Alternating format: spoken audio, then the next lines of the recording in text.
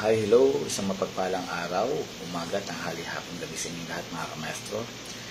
Time check is 8 o'clock Saudi Standard Time. At before anything else, I would like to say my apology for the past 3 days. Hindi ako nakapag-live, hindi ako nakapaggawa ng spiritual or motivational video because I was really very preoccupied dito sa trabaho. So, yun, kaya ngayon lang po tayo uli nakapag-live. So, this morning, ang ating pagtatalakayan ay may kaugnayan dito sa natataas.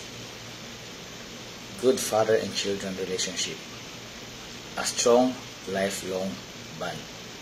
Okay, paano ba natin mapapatagal ang malakas, maigting na bond sa ating mga anak bilang mga ama ng tahanan? As a father and a provider of our home, right?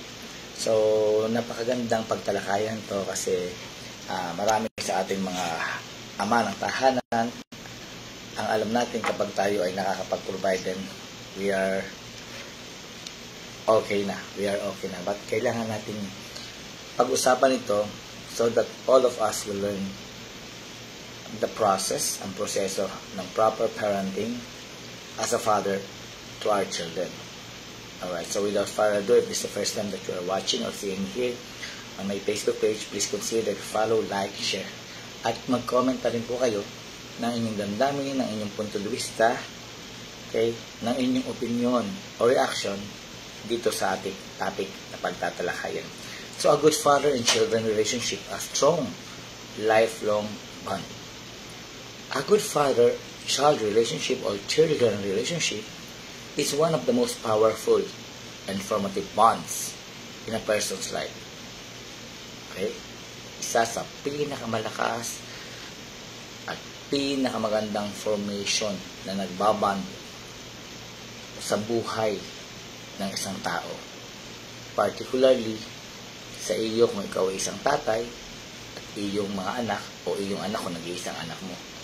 It goes beyond providing food. Okay? Shelter, or financial support. Hindi lamang doon nakukuha ang pagiging mabuting ama natin. Now we are providing the food, the shelter, or financial support.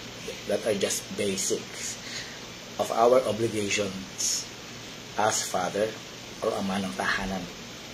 A good father is not just provider.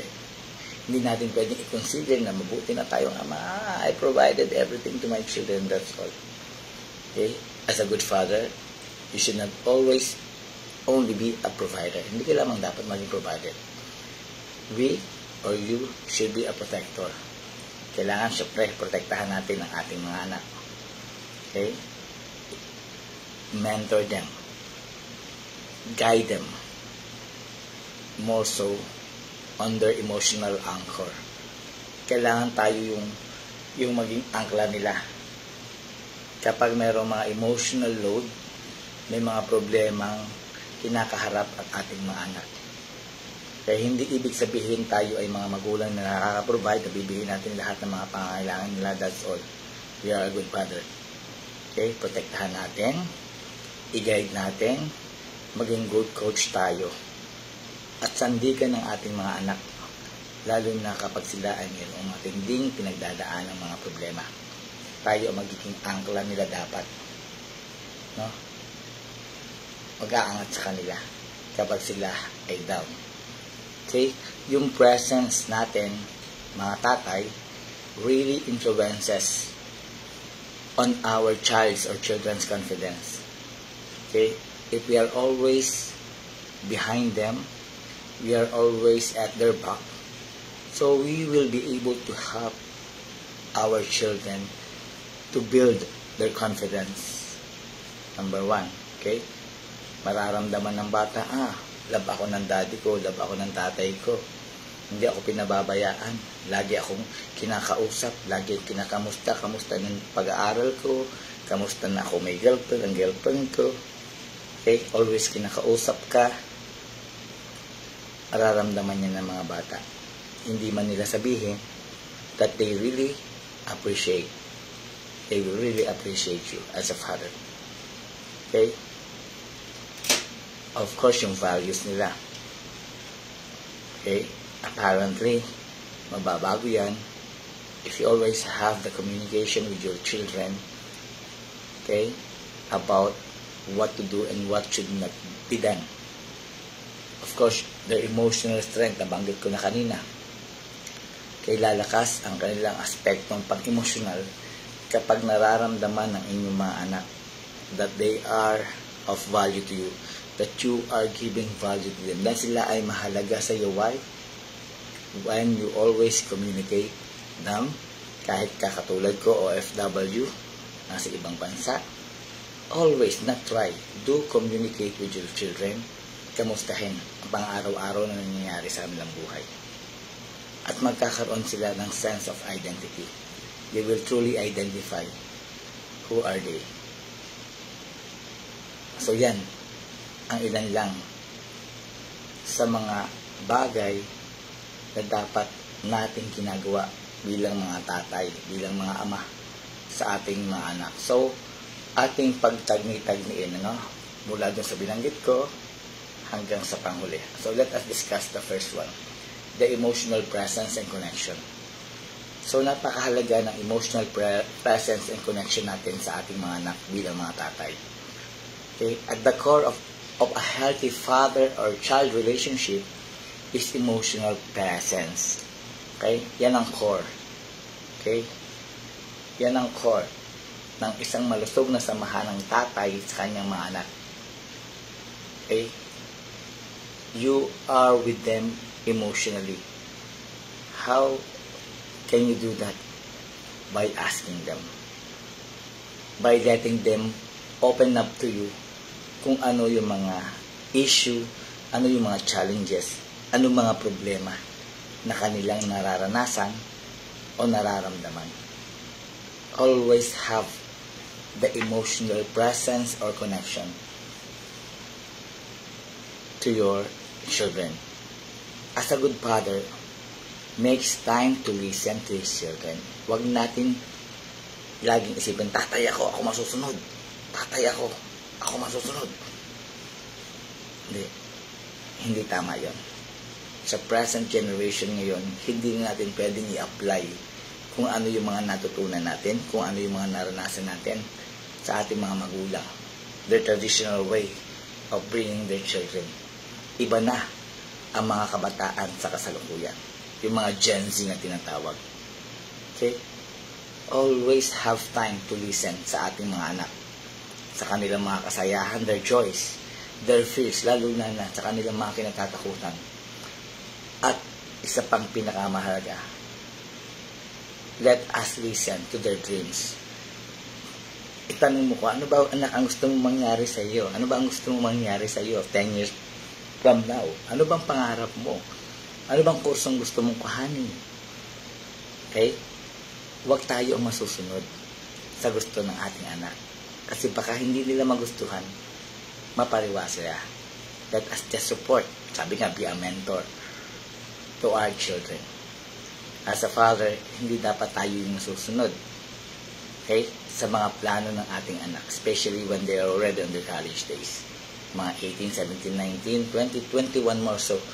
Right after na sila ay makagraduate. Okay? Let us give them a chance to prove their worth to you. Na hindi na sila dependent. Okay? So a good father should offer comfort when they are hurting. I-comfort natin ang ating mga anak kapag sila ay nasasaktan.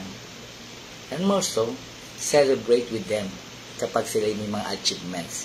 Kapag sila ay may mga nag-succeed sa kanilang mga ginagawa sa buhay. That is one way of motivating our children. No? Sa kanilang kalungkutan, gabayan, i-comfort natin sila. Sa kanilang mga achievements sa buhay, let us celebrate. Mapagluto mo lang ba ng pansit? Kung wala, hindi lang na mapapagsalu-saluhan, malaking bagay yan sa ating mga anak. Kung kaya mo mang mas maganda at may kakayahan ka naman, it's better. But explain sa iyong anak bakit mo ito ginagawa. Of course, kaya mo yung ginagawa because you are a father who really loves your children.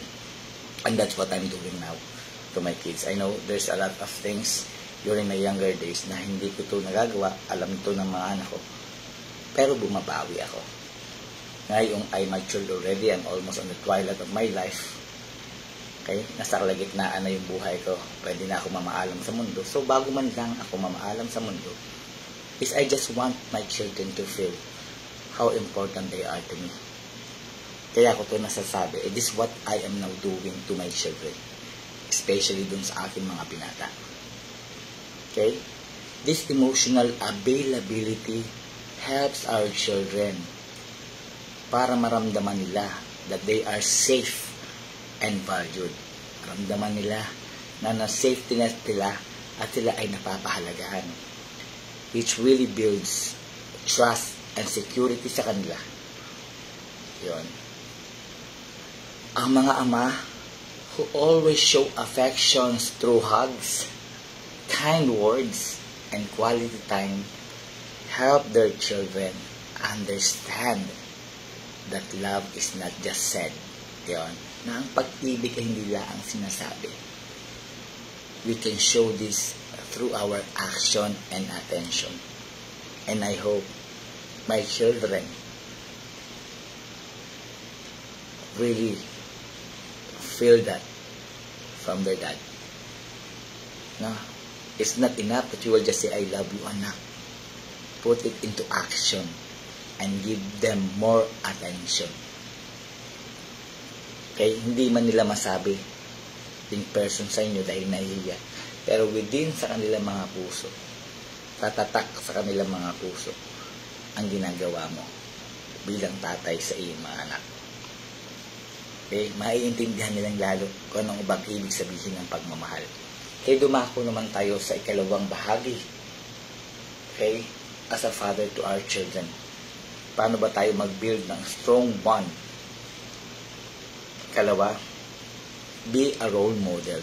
We should be a role model to our children. Children often look to their father as their first example of how to navigate the world. Lagi naman ganun ang ating mga anak. Ang una nilang tinitingnan ay ang kanilang mga magulang, more so ang kanilang ama, sa kanilang paglalakbay sa mundo. A good father teaches not just by words, but by example. Kung dati, okay, ay hindi ka responsableng tatay sa iyong mga anak, bahagya ng buhay, diba? But as we grow old bilang mga tatay, tingnan natin, mag-contemplate tayo, mag-meditate tayo. Ano bang pagkukulang ko? Bakit ba ganito yung mga anak ko sa akin? So try to renew. Baguhin mo yung way mo. Kung hindi mo makuha yung mga anak mo sa mahigpit na pamamaraan, i-apply mo yung tinatawag na heart-to-heart or emotional communication. Speak with them with heartfelt emotion. Huwag mong kagalitan. One-on-one talk mo. Kausapin mo ng maayos. That's a way of being an example to your children. Try mong kaibiganin. Let them feel that they are comfortable with you, speaking and saying what's on their heart without you reacting. Negative man o pangit man sa'yo, yung narinig mo sa iyong anak. Okay? By then, he will show respect and honesty with you. And that's what I had experienced. Nung kinaibigan ko yung aking mga anak, they are now opening everything. Mga plans nila sa buhay, even sa mga girlfriends nila, nakakatuwa. Hindi pala maganda yung masyado kang stricto sa iyong mga anak. Kaibiganin mo. Always have an open communication, an emotional connection with your children. Okay? Shows respect, honesty, responsibility, and patience. Yan ang dapat nila makita sa atin. Kung paano tayo mag-treat ng other people. Makita ng mga anak natin, paano ba tumato ang daddy ko, ang tatay ko, ng ibang tao? Baka sa amin lang siya mabait. Pero sa ibang tao naman pala ay suplado. Okay? As father, we should set as an example, good example to our children. Ipakita natin kung paano tayo makisalamuha sa ibang tao Okay? Hindi man sila magsalita, they will learn from what you are doing. Especially sa child's mother or other family members.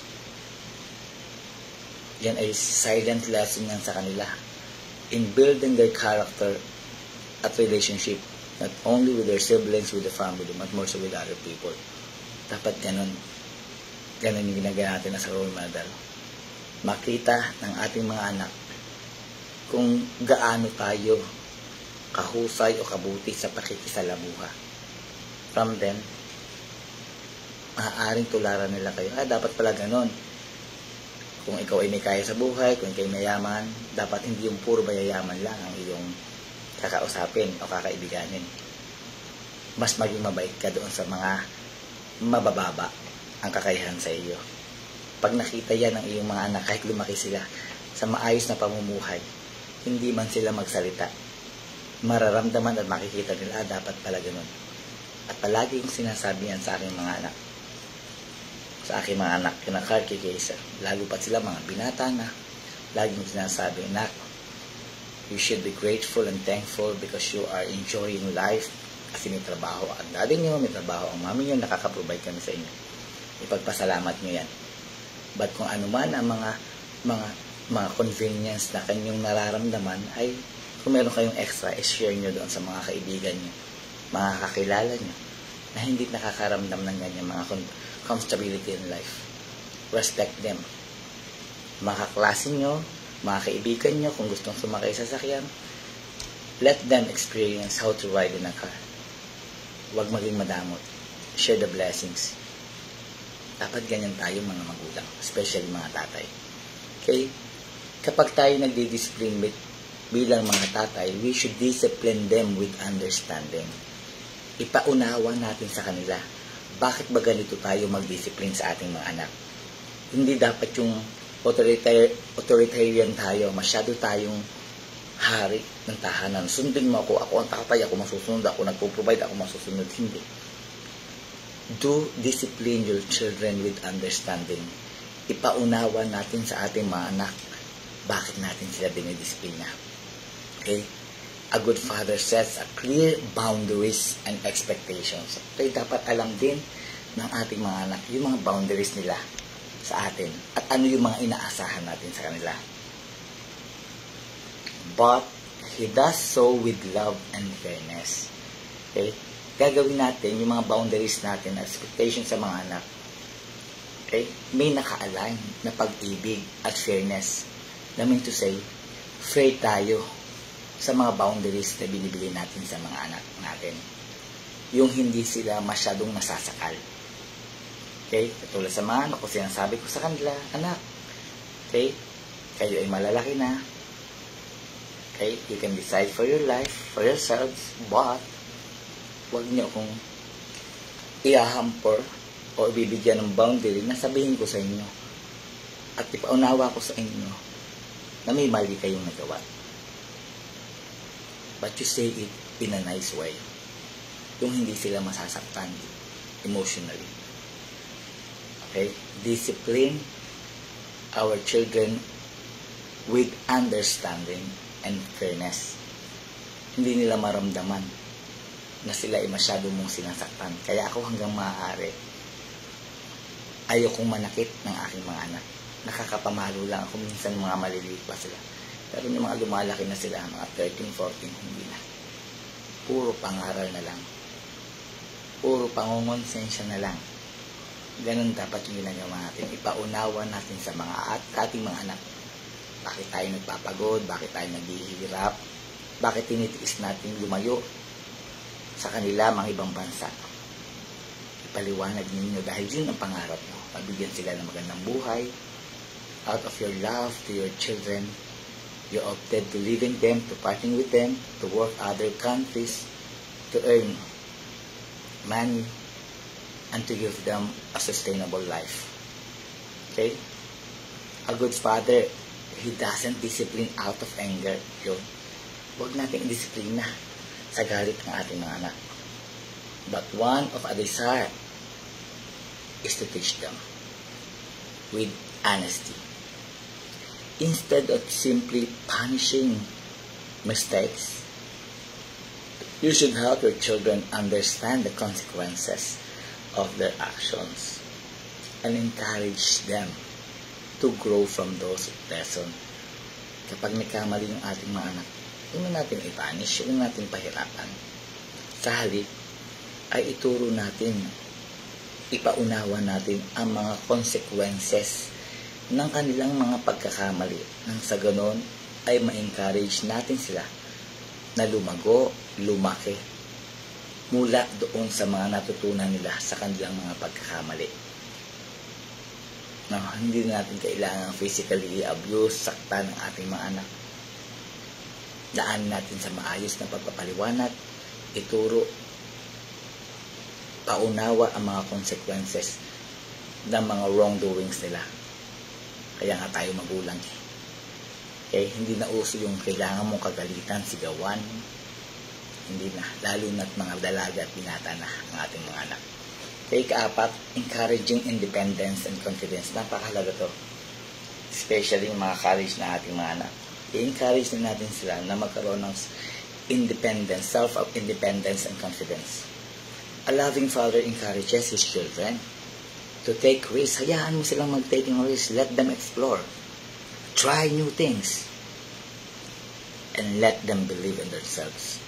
Huwag masyado mag-independent sa inyo bilang mga tatay. And that's what I am saying. I'm telling to my children, matanda na ang tatay nyo, you should be ready with yourselves. You should know how to be more mature, especially you, Carl, you're already 20 and turning 21. Kaiser, you're already 16, turning 16, 15, turning 16. So, you're already a full-grown man. Okay? Kailangan matuto sila ng independence. Masanay kayong hindi laging umaasa sa inyong mga tatay, sa inyong mga magulang. Darating ang panahon, whether you like it or not, ay mag-iisa kayo kasi kami ay pinahiram lamang sa inyo ng Panginoon. Bilang mga gabay ninyo, whether you like it or not, dadako rin kami. Sa punto na kami ay mamamaalam at kailangan namin kayong lisanin kasi kukuhanin na kami ng Panginoon. Ipaliwanag natin ng maayos. Na-enjoy yung buhay ninyo habang kayo ay nagagayad ng inyong mga magulang. Because in the near future, you will be father or parents soon. So, teach them to be more independent at mabuild na rin yung confidence. Okay? He's there to catch them when they fall. Kailangan, kapag nalalaglag ang ating mga anak, may mga downfall sila, catch them. Let them touch your right hand. Hold your children. But He also lets them stand on their own. Hayaan natin lang let us give them an opportunity and a chance to explore by themselves. I-analyze, tingnan natin how they explore. Ano ba yung journey nila sa buhay? Kapag kita natin medyo namamali, that's the time for us to catch them, to guide them. That is a good father, parents or father parenting. Okay? We will give our praise and where it is due. Okay, i-praise natin, purihin natin, i-acknowledge natin. Okay? Yung mga achievements ng ating anak kasi naging independent na sila. Okay? Acknowledge natin. Napalaking bagay. Hindi lang sa material na bagay na pinigyan mo ng whatsoever yung gusto nila. Sabi mo, oh anak, you're so good. Handsome. Pogi mo ngayon anak. Ang galing mo. I'm so proud of you. Naipasa mo ang thesis mo. I'm so proud of you. Wala kang grades na bagsak. Huwag mong kagalitan kung magkaroon ng line of 7. Kung ikaw ay matalinong tatay, matalinong nanay, huwag mong i-expect sa iyong mga anak kung ano kaganon din sila. Kasi meron tayong individual differences. As parents, as father, we should respect also kung ano lang yung kakayahan ng ating mga anak. Kaya huwag nilang maramdaman na sila'y napipilitan gawin to because my father wants me to do this. No. It should be I myself. I want to do this because this is what I want. And my father and my mother are just there only to support and guide me. That should be the way we are teaching our children. Okay? We give praise kung kinakailangan and challenge them when needed. sometimes I'm also challenging my children, especially my eldest. Alam niya ni Carl. But when he able to overcome or have a good result with the challenge that I give to him, that I am not only praising my children, I'm also giving them reward. Kung kaya ko lang. Huwag natin pilitin hindi natin kaya. I set a good example to my second son. I told him kapag he did good grades, kung kaya ko din naman dahil sinasabi ng aking pangalawa na, Daddy, gusto ko magkaroon ng kotse, ganyan. Talagang pinaghandaan, pinag-ipunan, pinag-utangan. Huwag yang akong masira sa aking pangako kasi nag-effort yung bata. Okay? Naging varsity sa school, nag-aaral ng mabuti, na-build yung confidence because fathers always encouraging them and giving them challenge. Yun lang. Pero pag bibigay mo ng challenge, bigyan mo ng reward kung kaya mo naman. So, umuwi si maestro, napilit ang bumili ng sasakyan, which is, alam kong masayang-masaya yung mga anak ko. Masayang-masaya sila. Laging sinasabi, kaysa daw sa iyo yan ay hindi sa iyo lang. Yan ay para sa pamilya. Ipagamit mo sa kuya mo. Pagamit mo kasi nung gumamit. And huwag ipagdamot. Kung sinong gustong sumakay, let them experience the ride sa sasakyan mo. Okay? Huwag ipagdamot. Laging ganun. Laging sabihin, huwag maging maramot. Masama yung maramot. Pag maramot, kalas na kakainin mo sa sakit ng tiyan mo. Kasi you don't know how to share your blessings. Dapat ganun, no? Ganun yung way ko. Ewan ko lang sa way ninyo. Sinasabi ko lang based on my own experience. It's my real life living testimony as a father now. Who believes and trusts Jesus. Of course, may paninggan ni Cristo. Okay? By trusting your children, a father helps your children to building their self-esteem, tumaas ang kanilang confidence. Kapag meron silang self-confidence, of course, apparently, magkakaroon na sila ng self-independency. Pagiging independent na sila.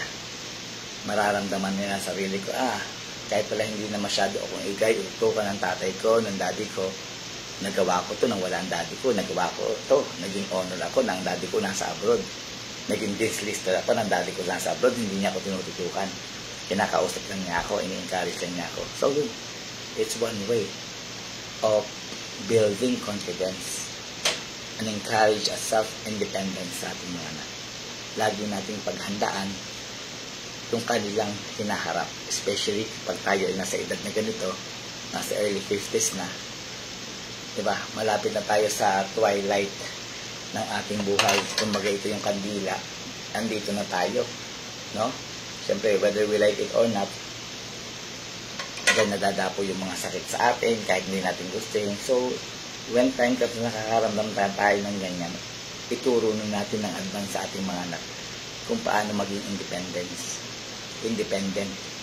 Paano mabuild yung confidence just in case mawala tayo, kaya nilang mag-survive at tumayo sa kanilang mga paa. Especially kung sila ay mga malalaki na, nasa college days na sila. Kalima, providing support through what? Through every seasons of life. Pag seasons ng life, sayahan, kalungkutan, kasama natin sila.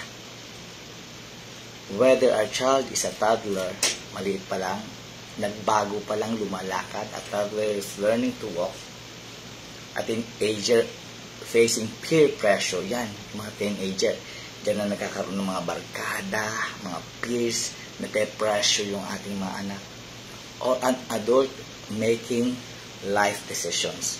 Ito yung mga season na dapat pa rin tayo ay nakagabay. We are looking after. We are guiding. We are mentoring our children. Hindi lang sa pagiging musmos, hindi lang sa kanyang teenage or adolescent age, even kapag adult na sila at they are making their life decisions. But do not decide for them. Hear and listen to their decision bilang mga tatay. A good father never stops being supportive. Yun. Not only father, pati nanay. A good father never stops being supportive. Always support our children to every season of their life. Mula pagkamusmos, pagkabata, pagiging binatildo, hanggang binata, hanggang mag-mature, hanggat tayo nabubuhay. Our support, guidance, and love to our children will never end. Matatapos lang yun kapag wala na tayong mga buhay. Dapat ganyan tayong mga magulang. As long as we are alive, we keep on loving, supporting, and acknowledging lahat ang magagandang ginagawa ng ating mga anak. Just praise them. Okay? By then, your children will adapt to each phase. Offering guidance, kailangan natin gawin yan, when asked, and give them space if needed. Okay? Kapag kailangan nila, pag nag-approach sila sa atin, nahingi ng payo, pakinggan mo. Kung gusto nila magkaroon ng konting space, bigay mo kung kinakailangan. Hindi laging tayo ang masusunod bilang mga magulang. Even as our children grow older, the bond with a good father remains a source of their strength. Okay? Kahit lumaki na yung ating mga anak, mga tatay, no? Always say, I love you. Sa una lang, parang corny yan. No? Ang corny naman ni daddy, ang corny naman ni tatay. Pero pag lagi-lagi nila naririnig, sasagot na rin sila ng I love you. Hindi na rin sila mahihiyang magsabi ng I love you. May nakakarinig mang ibang tao, wala. Kasi nasanay na sila. Okay? Not only in words, let them feel that you love them as a father. With that also, they will be able to establish wisdom. Okay? A special kind of learning with the guidance of the Holy Spirit. Okay? Of course, corresponding na doon, yung tinatawag na love. Pag sinabi natin love, walang pain. Emotionally, they will be strong because they feel the love not only in your words, but also in your actions and gestures. Kaanim, at huli, yung two-way communication and mutual respect. Pag sinabing two-way communication, you speak and listen. Your kids or children speak and listen. While they are speaking, listen to them. Hayaan nyo mag-express ang inyong mga anak ng kanilang mga nararamdaman. A strong father-child relationship is not one-sided. Yan, ha? Hindi side lang ng ama palagi ang masusunod. Kaya nga, two-way communication process. A good father listens. Ang mabuting ama ay nakikinig. Not just talks. Dapat hindi kayo talkies masyado. Do your best to listen to your children. Especially kapag nga sila ay mga nasa adolescent age na, mga binata, nagbibinata at nagdadalaga na. Always let them feel and give them a chance to speak and express what they are feeling. As father, we should value yung opinion ng ating mga anak. Kahit na different sa atin. Pahalagahan natin, pakinggan natin, baka nga naman may katwiran, baka nga naman tama yung ating anak. Hindi pwedeng, ako nga ama, ako ang ina, ako masusunod, ako nagpo-provide, ako nagpapakain, ako bumibili ng damit ninyo. Hindi kayo magiging tao kung hindi ko. Don't do that. Don't say that. Masakit yan. It's a curse. Parang sumpa sa mga anak yun. Okay? Kahit different ang kanilang opinion, try to listen. Contemplate. Meditate. Baka nga may tama ang anak ko. Hindi pwedeng laging tayong masusunod. Dahil alam natin tayo nagpo-provide. Kailangan maramdaman nila din yung mutual respect. Okay? As father, we should teach our children, turuan natin sila to speak with respect. Sa paanong paraan? Do respect them first. Respeto mo yung iyong mga anak. Apparently, they will do the same to you. Kung palagi mo siyang minumura, lagi mo siyang hinihiya, lagi mo siyang pinapagalitan, kahit tama naman ang ginagawa, mainit ang ulo mo dahil marami kang stress sa trabaho, mga trabaho at more, huwag mong idamay ang mga anak mo. Separate your problems, your concerns, or issues with your work or businessman. Okay? Kung mainit ang ulo mo, huwag mo munang kausapin ang mga anak mo kung wala ka sa mood. Give them a barrier. Okay na, Carl, okay sir, huwag muna nyo akong kausapin. Masakit ang ulo ko o exhausted ako. When you are okay, na-calm down mo ang sarili mo din. When you speak with your children, respect them. Speak to them with respect.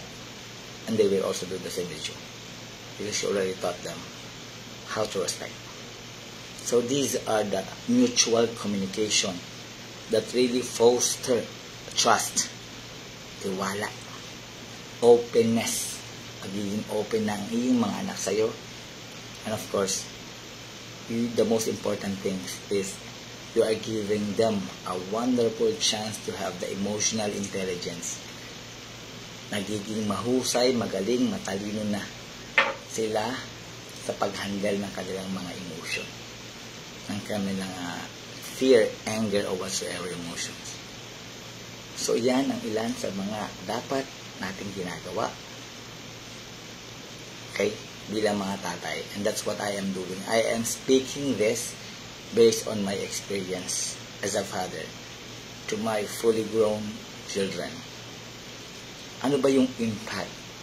What are the impact of a good father? Of course, studies and real life experiences, diba, show that children with a strong relationship with their father are more likely. Ano ba yung mangyayari sa mga anak na mayroong strong bond and relationship with their father?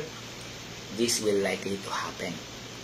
They will succeed academically, and I'm so proud of my eldest. Napakasipag mag-aral, din first, may honor. Yung aking pangalawa naman, proud na proud din ako. Okay, hindi man masyadong mag-excel sa academics, nag-excel naman sa sports. Doon siya mahilig, suportahan natin. Yung aking bunso, masipag din mag-aral. Because you already build a strong relationship, emotional bond with your children. They will have healthy emotional regulation. Malusog ang kanilang mga emosyon. And because you are showing to them how you deal with other people, they will also build a strong relationship with other people also. Kasi nakikita sa'yo. At ma-avoid ang risky behaviors. Kapag laging nakikita, naririnig ng iyong mga anak ang pagiging mabuti mong tao, hindi mo na kailangang ituro at idikta sa kanila. They will have the sense of initiative and they will volunteer themselves to doing what they are seeing from you as a father. At ang pinakamahalaga dito, they will grow into confidence. At bilang nag-a-adult, nagiging grounded na sila mismo. Sila ang ginagrounded nila ang sarili nila. Ang mga bagay-bagay na alam nilang you will get hurt. Masasaktan ka bilang tatay kung naging maayos ka sa iyong mga anak. So in summary, a good father is not perfect. Wala namang perfect na tao. Only God is perfect. But a good father is present. He loves consistently, tuloy-tuloy.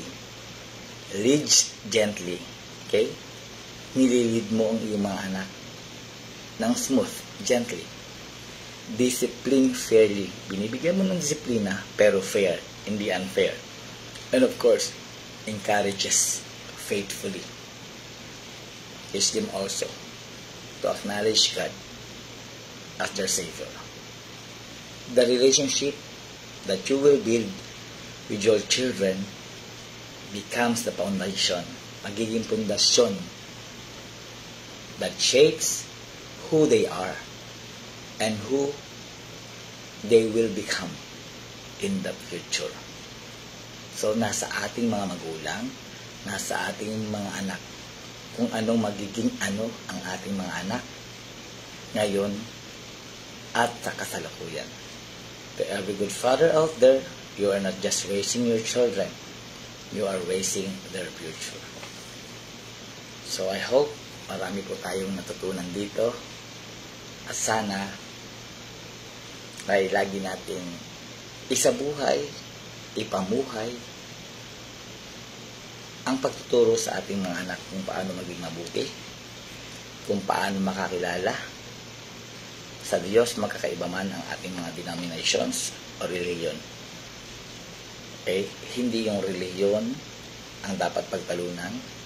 Ituro lang sa kanila na magkaroon ng magandang relasyon sa Diyos na kanilang kinikilala, and apparently magkaroon ng magandang relasyon to different people with different walks of life.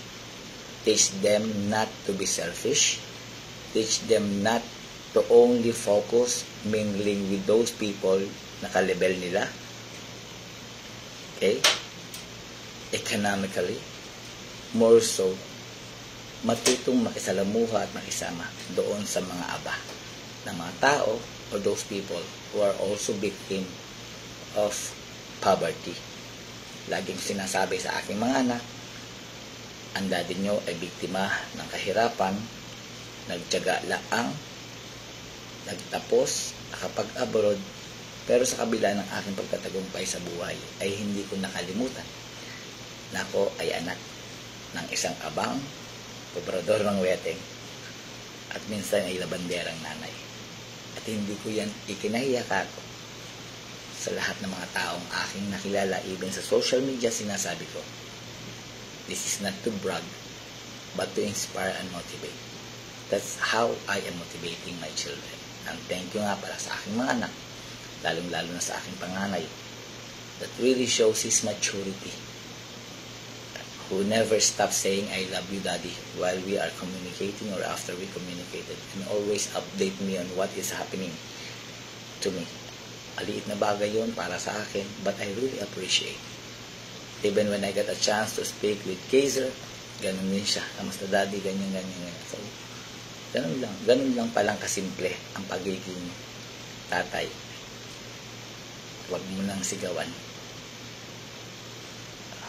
Konsensyahin mo na lang, ganun. So, ganun lang. Kausapin ng maayos. Lalo nga't mga nagbibinata o nagdadalaga. Okay? Hindi nakukuha sa dahas o palo ang pagdidisiplina sa mga kabataan sa kasalukuyan. Madimdibang pakikiusap. So yun po mga kameso, if this is the first time na mapanood nyo ako, makikisuyo akong pakifollow, share, comment kung ano ang inyong mga damdamin, kung ano yung mga experiences. Let us engage. Let's have an engagement here sa live na ito. Sana mayroon tayong mga natututunan, no?